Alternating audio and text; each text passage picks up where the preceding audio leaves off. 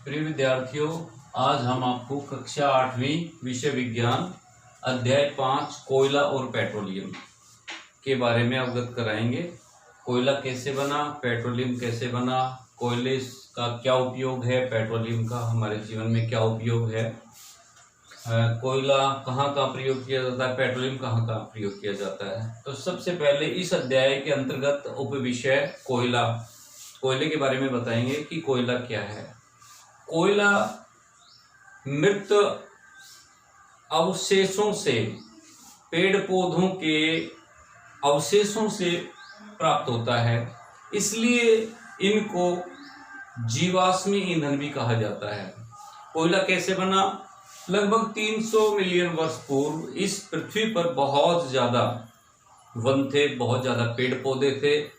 वो पेड़ पौधे पृथ्वी की उथल पुथल के कारण, बाढ़ के कारण, भूकंप के कारण या अन्य प्राकृतिक आपदाओं के कारण वो पेड़ पौधे गिर गए, वृक्ष गिर गए और उनके ऊपर मिट्टी की परतें परत दर परत चढ़ती गई। ऊपर से मिट्टी का दबाव और नीचे से पृथ्वी की ऊष्मा और गर्मी के कारण वो वनस्पति जो अवशेष थे वो कोयले के अंदर परिवर्तित हो गए।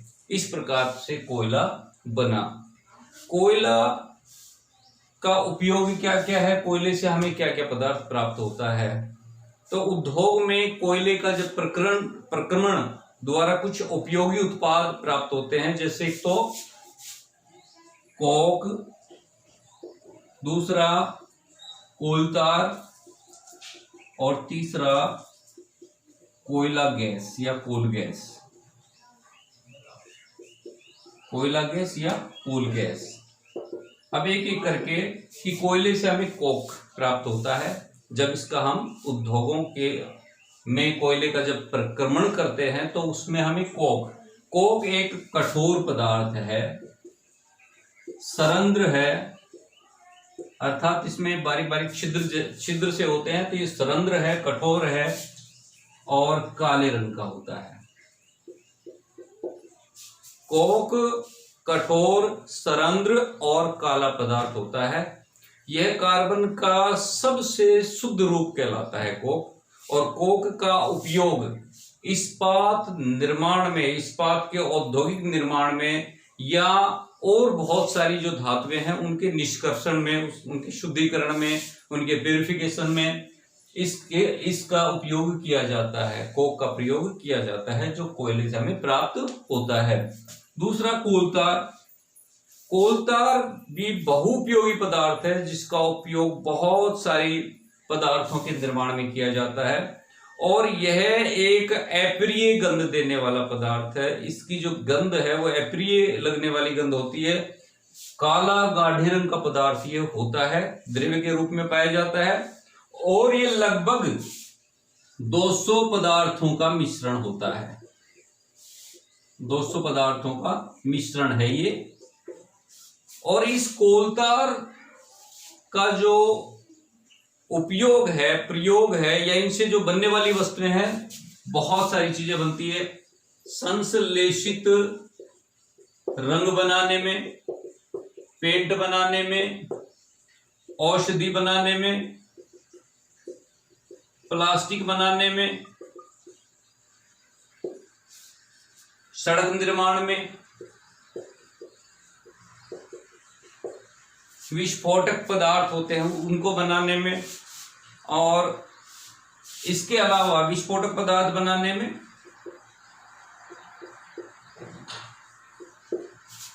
इसके अलावा और भी छत निर्माण में, जो फोटोग्राफिक जो सामग्री है उसके निर्माण में भी कोलतार का उपयोग किया जाता है। तो कोलतार बहुउपयोगी पदार्थ है। इसके अलावा नेफ्थलीन जो है, इनकी गोलियां बनाने में, छत निर्माण में, फोटोग्राफिक सामग्री बनाने में इनका उपयोग किया जाता है। इसका उपयोग किया जाता है कोलतार का। तीसरा है कोयला गैस यानी कोल गैस। क्या होती है? कोयला गैस भी जब हम कोक का निर्माण करते हैं, कोक को प्राप्त करते हैं कोयले से, कोयले का भंजक आसवन अर्थात वायु की अनुस्थिति में जब उसको गर्म करते हैं तो कोयला गैस भी हमें से उत्पाद के रूप में प्राप्त होती है, और कोयला गैस एक ईंधन के रूप में इसका इस्तेमाल करते हैं। हम इसको ईंधन के स्थान पर इस कोयला गैस का उपयोग करते हैं। कोयला वनस्पति पदार्थों से, वनस्पति अवशेषों से जो कोयला प्राप्त होता है, इस प्रक्रम को कार्बनीकरण भी कहा जाता है। को वनस्पति से, पेड़ पौधे से जो कोयला प्राप्त होता है उसे हम कार्बनीकरण भी कहते हैं, उस प्रक्रम को। इसके अलावा पेट्रोलियम, पेट्रोलियम कैसे प्राप्त होता है? समुद्रों में बहुत सारे विशालकाय जीव पाए जाते हैं, बहुत सारे जीव पाए जाते हैं।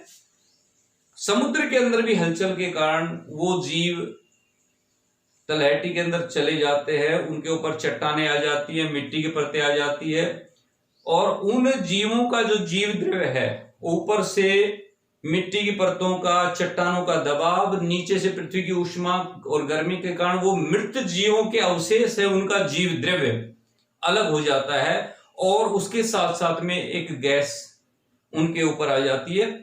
उस गैस को प्राकृतिक गैस कहते हैं, प्राकृतिक गैस। ये एक ईंधन के रूप में इस गैस का इस्तेमाल हम करते हैं, और ये एक अच्छा ईंधन है जो प्रदूषण नहीं करता, अवशेष उत्पन्न नहीं होते, ज्वलन ताप कम होता है, ऊष्मीयमान अधिक होता है प्राकृतिक गैस का। वो गैस ऊपर मिलती है, पेट्रोल जहां पाया जाता है उसके ऊपर मिलती है। बड़े बड़े पाइपों के द्वारा पहले प्राकृतिक गैस को पाइपों के द्वारा बाहर निकाल के स्टोर कर लिया जाता है, इकट्ठा कर लिया जाता है, और उसके बाद में कच्चा गाढ़ा एक मटमैले रंग का पदार्थ पेट्रोल के रूप में बड़े बड़े पाइपों के द्वारा निकाला जाता है। और वो पेट्रोल बाहर निकालने के बाद उस पेट्रोल से भी बहुत सारे पदार्थ हम प्राप्त करते हैं। पेट्रोल का जब हम प्रभाजी आसवन करते हैं, प्रभाजी आसवन क्या होता है? पेट्रोल को जब हम विभिन्न क्वथनांक के ऊपर गर्म करते हैं तो उसमें से अलग अलग क्वथनांक पर प्राप्त होने वाले पदार्थ हमें प्राप्त होते हैं। पेट्रोल का यही प्रभाजी आसवन कहलाता है कि विभिन्न क्वथनांक वाले पदार्थ अलग अलग तापमान के ऊपर उन पदार्थों को पेट्रोल से प्राप्त करना प्रभाजी आसवन कहलाता है। और इस प्रभाजी आसवन के द्वारा हमें पेट्रोल से पेट्रोल गैस, पेट्रोल, डीजल, मिट्टी का तेल जिसको केरोसिन ऑयल कहते हैं, केरोसिन तेल, ग्रीज, मोबिल ऑयल, इनके अलावा बहुत सारे और अन्य पदार्थ पेट्रोल से प्राप्त होते हैं। पेट्रोल गैस ईंधन के रूप में इस्तेमाल करते हैं। पेट्रोल, डीजल, इनको भी यातायात के जो साधन है उनमें हम ईंधन के रूप में इस्तेमाल करते हैं। केरोसिन तेल है, ऑयल है, उसको भी हम ईंधन के रूप में इस्तेमाल करते हैं। उसके अलावा जो ग्रीस होती है, मोबिल ऑयल होता है, उनको भी हम स्नेहक के तौर पर इस्तेमाल करते हैं। इसके अलावा जितने भी सुगंधित पदार्थ या क्रीम वगैरह होती है, वैसलीन होती है, मोमबत्तियां होती है, उनको बनाने में भी पेट्रोल का उपयोग किया जाता है। इस प्रकार से पेट्रोल भी बहुउपयोगी पदार्थ है, और इस पेट्रोल को का जो उपयोग है वो अन्य पदार्थों के निर्माण में या बनाने में किया जाता है। लेकिन ये कोयला और पेट्रोलियम जो दोनों जीवाश्मी ईंधन है, इनका हमें एक सीमित मात्रा में ही उपयोग करना चाहिए, क्योंकि ये ईंधन दोबारा से हमें प्राप्त नहीं होते, ये पदार्थ दोबारा से हमें प्राप्त नहीं होते। ये बहुत लंबे प्रोसेस, बहुत लंबे प्रक्रियाओं के और कई लाखों साल इनको बनने के अंदर लग जाते हैं। तो ये एक प्रकार से अनवीकरणीय संसाधन है, इनका हमें कम से कम उपयोग करना चाहिए। हमें ऐसे ऊर्जा के संसाधनों का उपयोग करना चाहिए जो नवीकरणीय होते हैं, जो दोबारा से हमें प्राप्त हो जाते हैं। सौर ऊर्जा का प्रयोग करना चाहिए, जल ऊर्जा का प्रयोग करना चाहिए, वायु ऊर्जा का प्रयोग करना चाहिए, और इनका हमें, क्योंकि ये सीमित मात्रा में है, तो इनका उपयोग हमें कम से कम करना चाहिए। मुझे आशा है कि कोयला और पेट्रोलियम जो चैप्टर है वो उससे आप पूरी तरह से अवगत हो गए होंगे और उसकी जानकारी आपको प्राप्त हो गई होगी।